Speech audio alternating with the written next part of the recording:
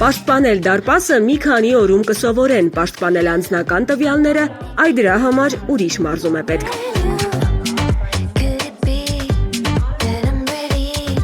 Fast հիմնադրամի հետ համագործակցության շրջանակում ID բանկն ու Իդրամը AI Camp ճամբարում են։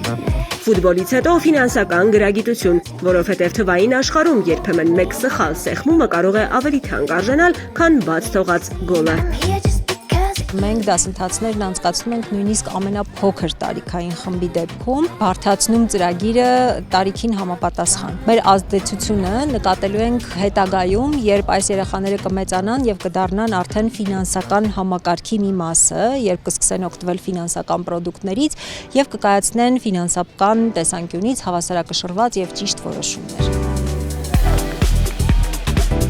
Fast-ի Հայաստանի գիտության եւ տեխնոլոգիաների հիմնադրամի կազմակերպած ճամբարն արդեն երկրորդ տարին է միավորում հարյուրավոր ավագ դպրոցականների, որոնք պլանավորում են դառնալ AI ստեղծարարներ եւ ունենալ իրենց ստարտափը։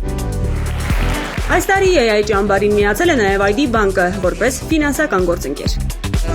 Մենք այսօր աշխատում ենք բիզնես գաղափարների վրա եւ երեխաները պետք է վաճառեին եւ փորձեին ներդրումներ բերել AI ոլորտում բիզնես գաղափարների վրա։ Այդ բիզնես գաղափարները միավորեցին ֆինանսական գրագիտության հետ եւ հուսով եմ այդ երկուսի միավորումով հետագայում ավելի գրագետ կիրականացնեն իրենց գաղափարները։ 3 տարի շարունակ տարբեր տարիքային խմբի քաղաքացիների համար ID բանկն ու Իդրամը ֆինանսական գրագիտության դասընթացներ են կազմակերպում։ Սա ճանապարհ է դեպի ֆինանսապես գրագետ հաճախորդներ։ Այսօր նրանք սովորում են ինչպես կառավարել գումարը, վաղը կիմանան ինչպես կառավարել բիզնեսը։ Ամենաառաջին մեծ տրվող հարցը, թե մենք ինչ խնդիր ենք լուծում։ Խոսեցինք նաև, թե ինչպիսի գործիքակազմ կարող են օգտագործել վաղը մեր դպրոցականները, երբ որ սկսեն իրենց քայլերը, շատ ուրախ կլինեն, որ որոշները ինչ-որ բիզնես ուղղություններ վերցնեն, ու մենք ստեղ խոսեցինք, թե առհասարակ ID բանկը Իդրամի հետ ինչ մեծ հնարավորություններ ունի ու ինչ գործիքակազմով կարող են իրենք շատ կարճ ճանապարհով ունենան ցանկալի արդյունք։ Նոր հմտություններ խնայելու, ծախսելու եւ սեփական ստարտափը հիմնելու մասին, եւ այս ամենը ID բանկի եւ Իդրամի օրինակով։